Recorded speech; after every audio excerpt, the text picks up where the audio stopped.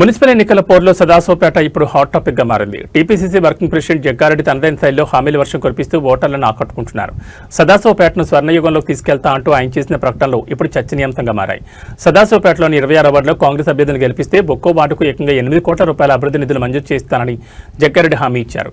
నేరుగా ముఖ్యమంత్రి రేవంత్ రెడ్డి వద్దకు వెళ్లి మొత్తం 208 కోట్ల రూపాయలు తీసుకొచ్చి పట్టణ రూపురేఖలు మారుస్తానని ధీమా వ్యక్తం చేశారు. కేవలం నిధులే కాదు, ప్రజల ప్రాథమిక అవసరాలపై కూడా ఆయన స్పష్టమైన హామీలు ఇచ్చారు. 2013లో పట్టాలు పొందిన వారితో పాటు ప్రస్తుతం అద్దెళ్లలో నివసిస్తున్న పేదలందరికీ ఇంటి స్థలాలు ఇప్పిస్తామన్నారు. ఇందుకోసం మంత్రులు పొంగులేటి శ్రీనివాసరెడ్డి, దామోదర్ రాజనరసింహ మరియు వివేక్ వెంకటస్వాముల సహకారం తీసుకుంటామన్నారు. అలాగే 150 కోట్లతో 2 ఏళ్లలోనే మంజీరా జలాలను సదాశివపేటకు రప్పిస్తామని ప్రకటించారు.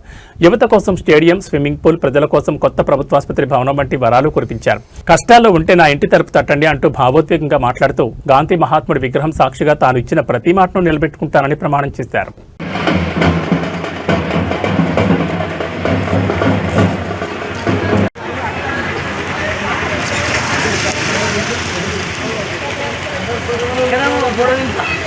దళితుల్ని ముఖ్యమంత్రి చేస్తా అన్నాడు, మరి డబుల్ బెడ్రూమ్ ఇస్తా అన్నాడు, ఇంకేమి ఇస్తా అన్నాడు?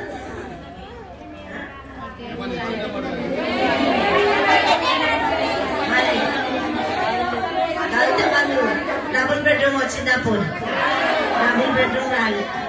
మరి కాంగ్రెస్ పార్టీ ఏమంటుంది తెలుసా? లేనుళ్ళకి, బీద వాళ్ళకి